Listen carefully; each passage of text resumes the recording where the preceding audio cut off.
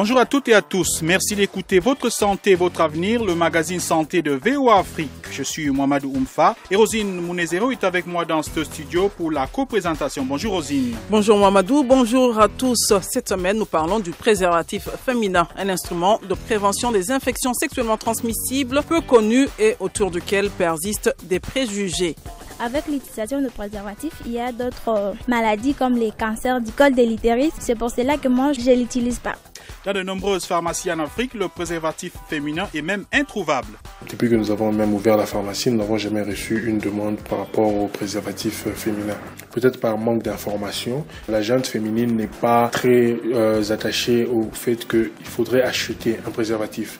Dans cette édition, un spécialiste nous expliquera comment utiliser ce préservatif. On prend du côté d'un cerceau, on pince l'anneau là et ça devient comme un 8. Il va introduire dans le vagin pour que ça puisse aller se poser au niveau du col de l'utérus. Ça va fermer le col.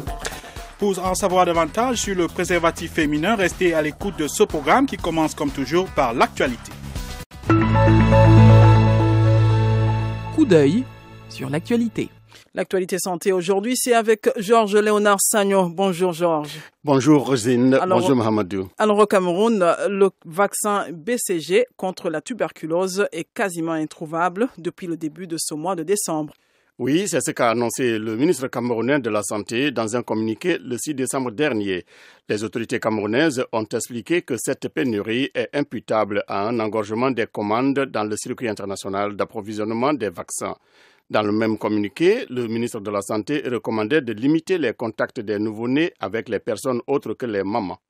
Et le 11 décembre, le président camerounais a débloqué un montant de 1 milliard de francs CFA pour faire face à cette pénurie.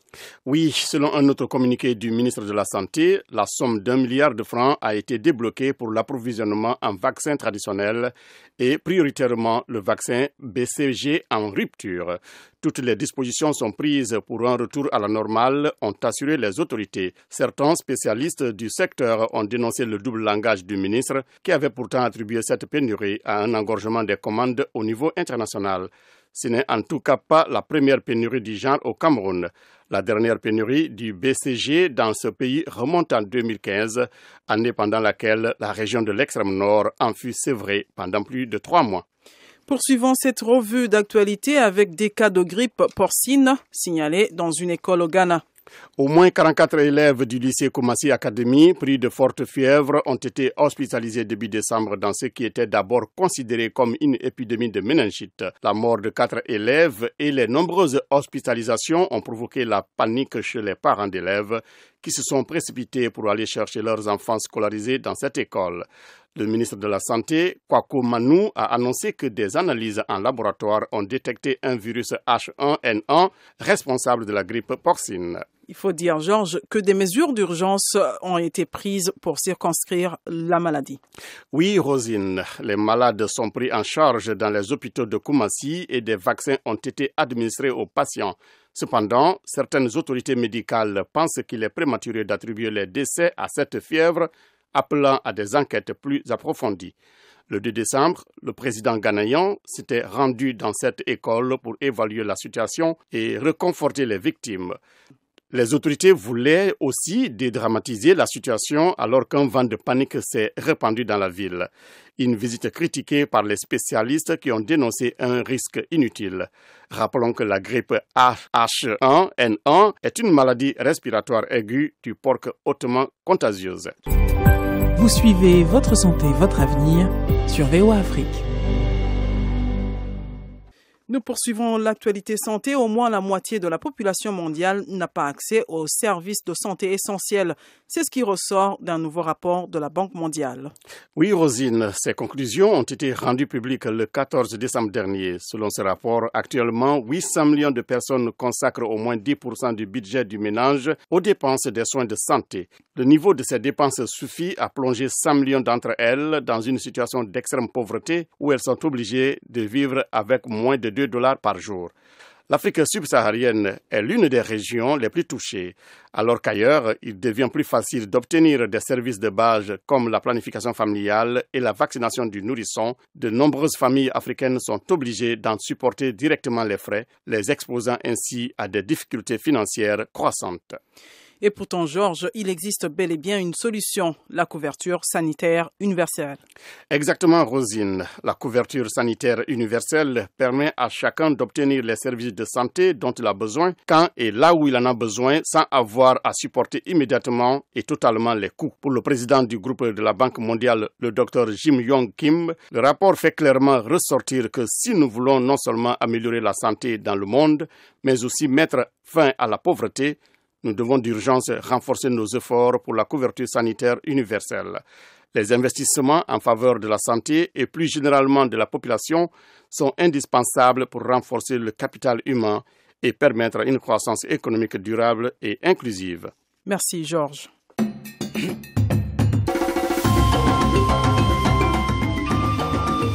Votre santé, votre avenir, l'invité de la semaine.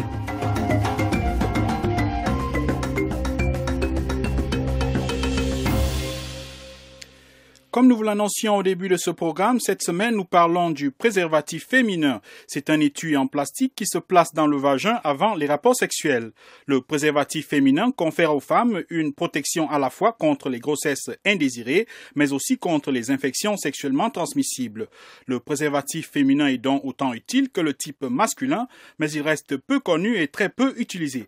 Pourquoi cela? Comment l'utilise-t-on? Comment mieux assurer sa promotion auprès des femmes? Ces questions, nous les avons posées au docteur Jonathan Kaunda. Il est le chef du département de la coopération et du partenariat au programme national multisectoriel de lutte contre le VIH-Sida en RDC. Tout d'abord, notre correspondante à Kinshasa, Béro Matanda, lui a demandé si le préservatif féminin est difficile à utiliser.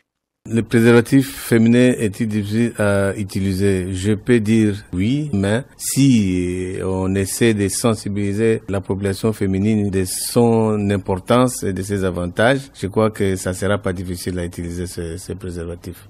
Comment l'utilise-t-on? Pour l'utiliser, normalement, on prend du côté d'un sursaut, on pince l'anneau là, qui est comme l'anneau que les femmes portent souvent, mais c'est plus flexible, et ça devient comme un 8. Dès que c'est devenu comme un 8, normalement, il l'utilise juste avant les rapports sexuels. Il va introduire dans le vagin pour que ça puisse aller se poser au niveau du col de l'utérus. Là, ça va fermer le col. Et puis la partie qui est extérieure, donc l'anneau qui est extérieur, peut être mis de telle manière que l'orifice puisse rester facile pour que l'acte puisse se passer dans de bonnes conditions. Pourquoi la promotion du préservatif masculin est plus visible que celle du préservatif féminin? Vous voyez, quand le préservatif féminin est arrivé, les femmes étaient habituées, ils utilisaient plus le préservatif masculin qu'ils donnaient à leurs clients. Alors ce préservatif, quand c'est arrivé, même si on a dit que c'est vraiment pour les protéger, ils ont dit que ce n'était pas adapté, ils ne savaient pas comment vraiment utiliser, comment introduire, et puis les hommes n'étaient pas souvent satisfaits de ces préservatifs-là, et souvent aussi il y a certaines femmes qui croyaient que ça peut rester dans leur organe génital. Souvent on disait aux femmes que non, c'est bien, mais puis ils disaient que non, nos clients ne veulent pas ça, ils disent que ça a un bruit bizarre et tout ça. Alors c'est ça qui a fait que l'utilisation par les femmes était un peu devenue difficile. Mais au fur et à mesure, quand on est en train de sensibiliser les femmes, je crois que le taux d'acceptation est en train d'augmenter. Si je comprends bien, c'est parce qu'il n'a pas eu beaucoup plus de sensibilisation par rapport à ce préservatif.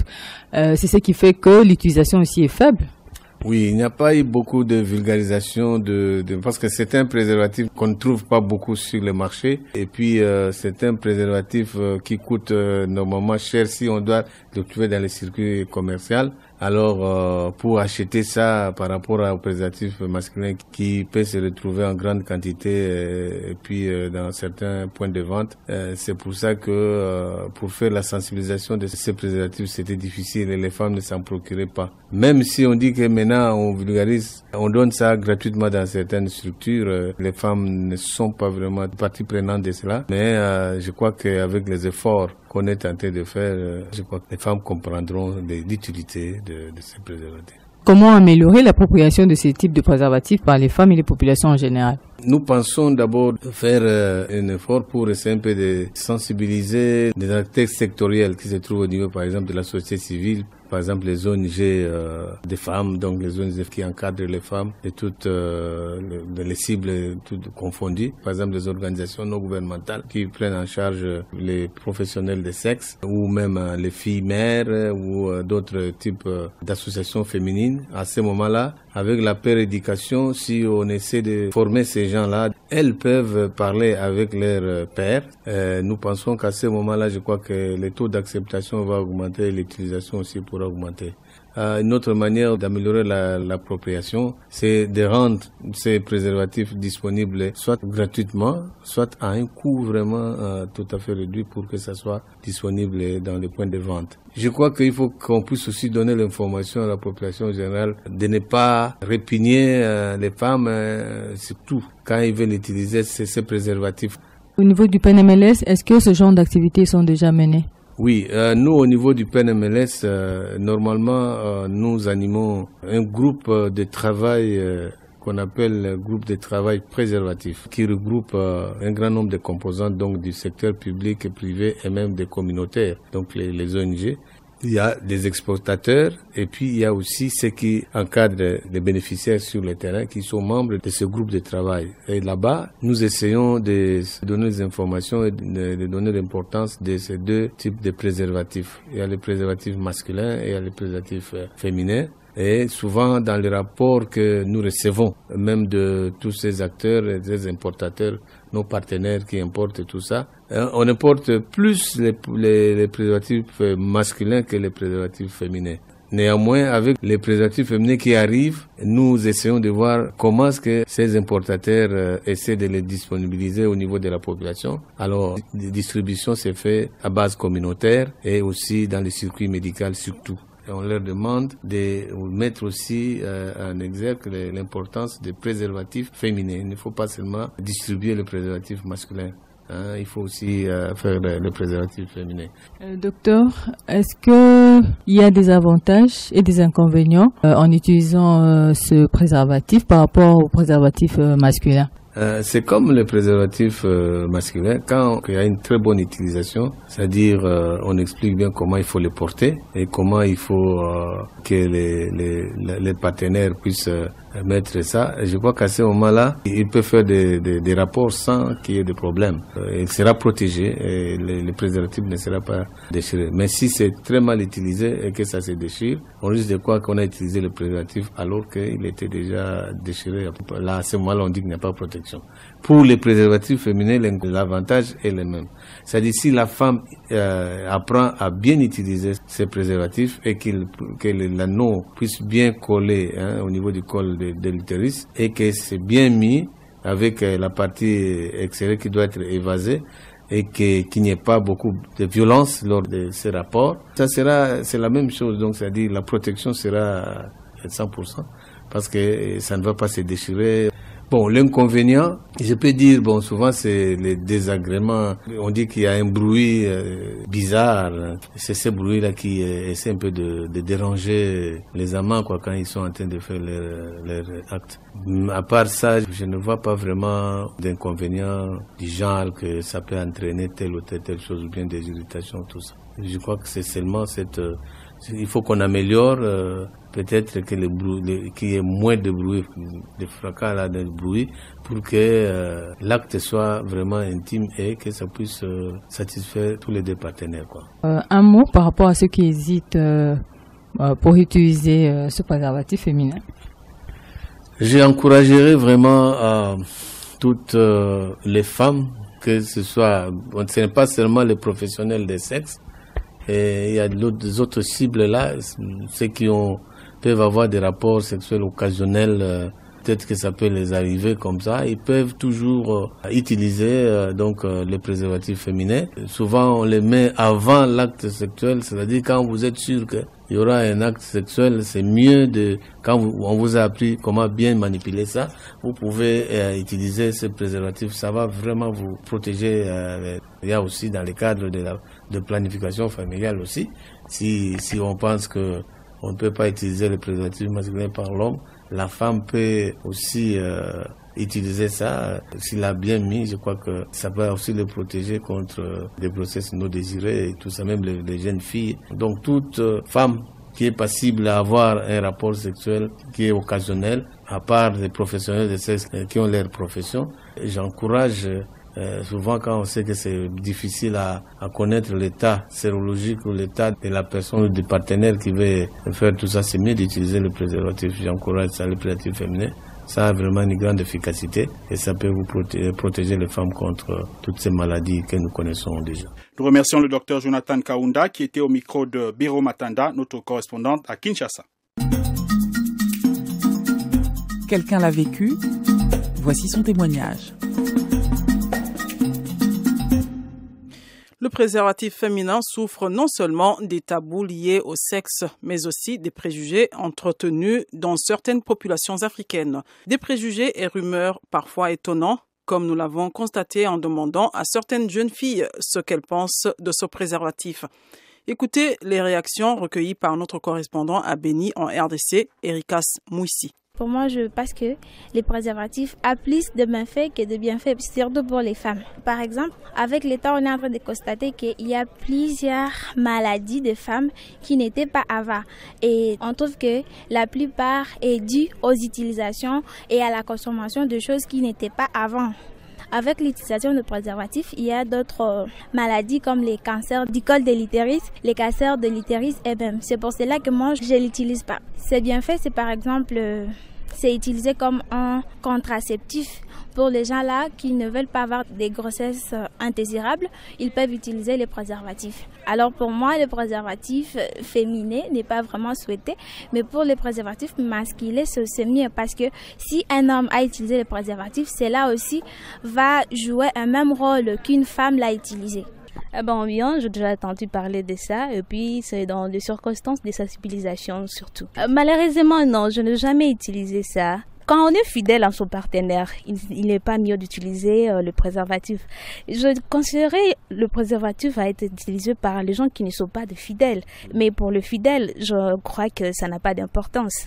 Mais je dirais que le préservatif aussi commence à conduire les jeunes gens à de violence parce qu'elle va dire non, je vais violer une petite fille et elle ne sera pas grande, c'est parce que j'ai utilisé les préservatifs. Il ne faut pas oublier que la loi est là. Il ne faut pas porter de préservatif pour dire que tu vas violer et qu'on ne va pas te conduire à justice, surtout ça. Mais pour la contraception, oui, c'est bien. Mais pour ceux qui sont mariés, je ne peux pas leur conseiller de porter ça. Je ne trouve pas ça mieux. Bon, j'ai maintes fois déjà entendu parler du préservatif. Le préservatif est là pour nous aider à nous protéger contre les maladies sexuellement transmissibles, le VIH, ainsi que la grossesse non désirable. Oui, je l'ai déjà utilisé parce que premièrement, je vous ai dit que ça aide à nous protéger. Je ne voulais pas avoir une grossesse que je ne désire pas. Ou moins encore avoir des IST. Je l'avais utilisé pour me protéger et protéger aussi mon partenaire. Oui, un conseil que je donnerais à tous les jeunes, il ne faut pas refuser à utiliser le préservatif parce que beaucoup de jeunes sont déjà actifs sexuellement. Si nous ne nous protégeons pas, vraiment, nous risquons de mettre une barrière à tout ce que nous faisons. Vraiment, utiliser le préservatif, ce n'est pas un tabou, c'est juste quelque chose pour nous protéger contre les maladies et la grossesse non désirable. Pour certains, l'acte sexuel est de l'apanage de l'homme. C'est donc lui qui doit porter le préservatif. Un homme qui retrouve sa partenaire en possession de condom peut la qualifier de légère ou la soupçonner d'infidélité. C'est en tout cas le genre de cliché qui n'encourage pas les femmes à se procurer les préservatifs féminins. D'ailleurs, certaines pharmacies ne vendent même pas ce type de préservatif. C'est ce que nous a révélé Patrick Lumumba, pharmacien à Lubumbashi, en République démocratique du Congo. Il nous en a donné les raisons au micro de notre correspondante, Gabrielle Nina. Depuis que nous avons même ouvert la pharmacie, nous n'avons jamais reçu une demande par rapport aux préservatifs féminins. Combien coûtent les préservatifs masculins? Les préservatifs masculins, ça dépend. Ça va de 0,5, si je peux exprimer en termes de dollars, 0,5 dollars jusqu'à 10 dollars. Est-ce que selon vous, les préservatifs féminins est moins sollicités que les préservatifs masculins? Tout à fait. Les préservatifs féminins sont moins sollicités ou même pas sollicités. Par rapport aux préservatifs masculins, j'ai eu d'abord à travailler avant d'ouvrir mon officine, j'ai eu à travailler avant depuis 2010. Bon, nous avions des pharmacies où il y avait même des préservatifs féminins. Mais pour trouver qu'une femme puisse venir demander un préservatif, c'est difficile. Et d'ailleurs, même la majorité ne savent même pas comment utiliser ça. Pourquoi selon vous ? Peut-être par manque d'information et que la gente féminine n'est pas très attachée au fait qu'il faudrait acheter un préservatif. Oui, il est plus facile pour un homme. Déjà, un homme qui vient acheter un préservatif est obligé de le cacher. Donc, il ne l'achète pas comme ça au vu au su de tout le monde. Par rapport à... et s'il faudrait prendre maintenant une femme qui vient acheter, c'est vraiment difficile. Donc, les femmes n'ont pas encore traversé cette étape pour prendre, peut-être se protéger avec un préservatif féminin. Est-ce que ça vous arrive de recevoir des femmes qui viennent acheter les préservatifs masculins? Oui, mais en petite quantité. Donc, une proportion peut-être de 1 sur 1000 que nous pouvons trouver une femme qui vient acheter, mais la plupart ce sont les hommes. Et quelle catégorie de personnes passent à votre pharmacie acheter des préservatifs? Est-ce que ce sont des femmes, les hommes, les jeunes, les vieux? La majorité ce sont les hommes, et de différents âges, mais au-delà de 18 ans. Parce que déjà d'abord nous ne donnons pas à un enfant de moins de 18 ans un préservatif, on le donne au-delà, donc aux adultes responsables, et c'est vraiment eux qui viennent pour prendre.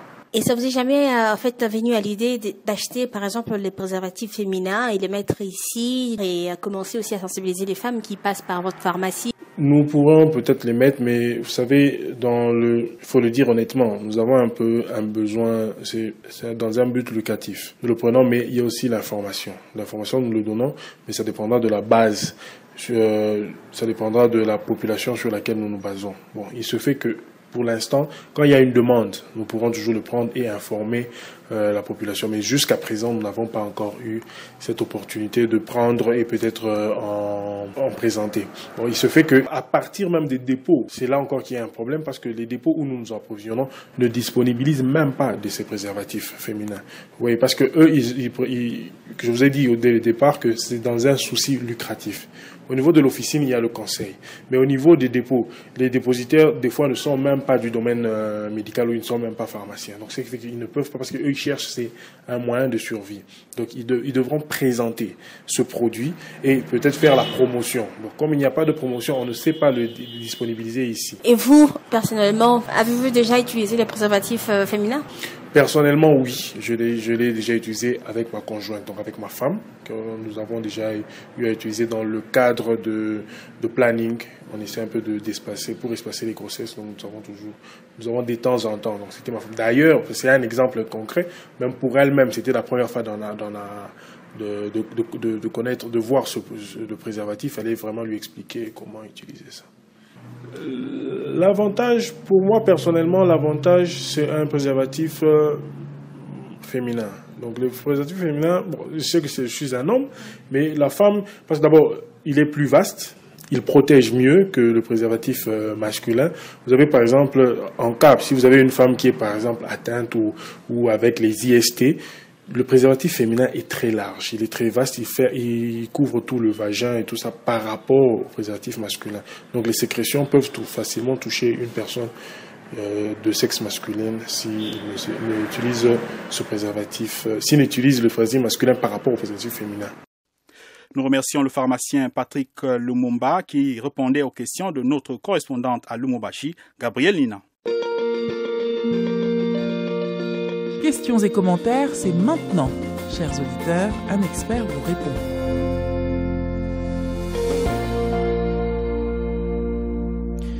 À présent, chers auditeurs, le moment où nous vous donnons la parole pour poser vos problèmes de santé. Notre consultant, le docteur Armand Guincap, a répondu à vos questions. Le docteur Guincap est médecin urgentiste et praticien au centre hospitalier universitaire de Soissons, en France. Bonjour docteur. Je suis Ornélie Moulamba de Beni, en République démocratique du Congo. Dans nombreuses familles, souvent en Afrique, l'on observe une différence dans la ressemblance des enfants sur le plan physionomique. Tantôt l'enfant ressemble à la maman, tantôt au papa. Qu'est-ce qui est souvent à la base de cette différence? Ce que je peux répondre est que la différence physionomique que l'on observe chez les enfants d'une même famille, d'un même couple, est essentiellement lié au fait que, en dehors des vrais jumeaux, à savoir des jumeaux monozygotes, les enfants, bien qu'étant issus d'une même famille, d'un même père ou d'une même mère, ne reçoivent pas forcément le même patrimoine génétique de leurs parents. Ils auront, de ce fait, du moins ces enfants, auront une physionomie très souvent différente, à savoir une différence dans la couleur des yeux, une différence dans la forme du nez, dans la forme de la bouche, dans la texture des cheveux, bref, une différence dans la constitution de leur visage. Avec toutefois la persistance d'un trait familial que l'on peut bien observer. La transmission du patrimoine génétique à chaque enfant est un fait du hasard et s'inscrit dans une espèce de loterie familiale, une espèce de tirage au sort au sein de la famille.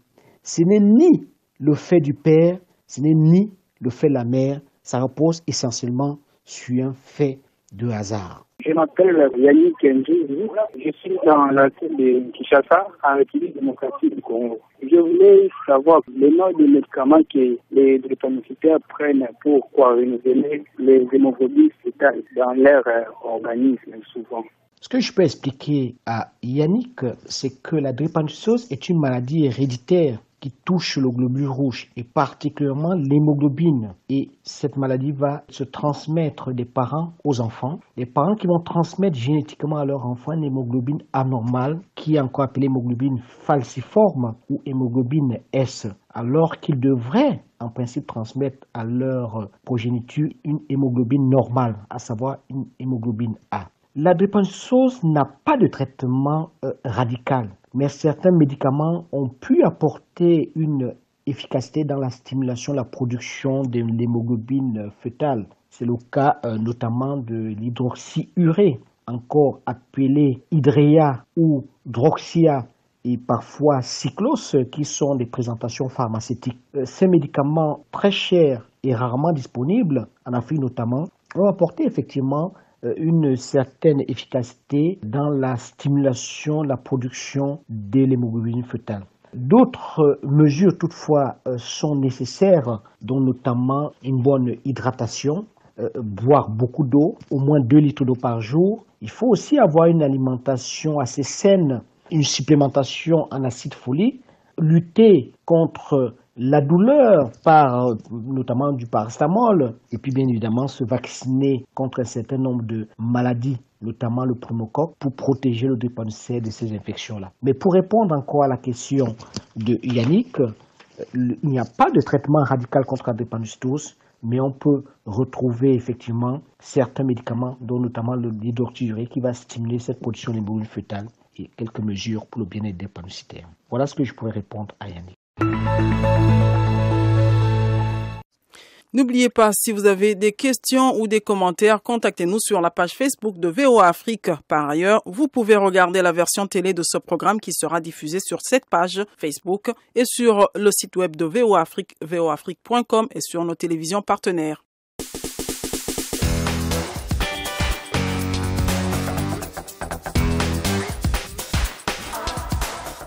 C'est ici que prend fin votre santé, votre avenir. Cette édition était consacrée aux préservatifs féminins, un moyen de contraception et de prévention des infections sexuellement transmissibles, parmi lesquelles le VIH-Sida. Pour en parler, nous avons reçu comme invité le Dr Jonathan Kaunda, chef du département de la coopération et du partenariat au programme national multisectoriel de lutte contre le sida en RDC. Il nous a expliqué comment utiliser le préservatif féminin.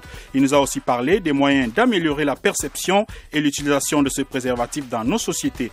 Nous avons également écouté Patrick Lumumba, pharmacien à Lubumbashi en République démocratique du Congo. Il nous a expliqué pourquoi ce type de préservatif est rare et peu utilisé en RDC. Enfin, nous avons écouté les avis de plusieurs filles et femmes. Elles nous ont dit pourquoi elles utilisent rarement ce préservatif. Nous leur disons merci. Nous disons également merci à Georges Léonard Sagno qui était là pour nous présenter les événements qui font l'actualité santé. Merci à nos différents correspondants en RDC, Gabriel Nina à Lubumbashi, Bero Matanda à Kinshasa et Erika Smouissi à Beni qui ont aidé à la préparation de cette édition. Une édition réalisée avec le concours de Thiero et de Zénab qui était à la console. À la présentation, c'était Rosine Mounezero et j'étais en compagnie de Mamadou Oumfa. Continuez à écouter VOA Afrique et n'oubliez surtout pas de prendre soin de votre santé car votre santé, c'est votre avenir. À très bientôt. C'était Votre santé, votre avenir, une production de VOA Afrique. Pour vos commentaires, vos questions ou vos témoignages, retrouvez-nous sur voaafrique.com ou sur notre page Facebook VOA Afrique.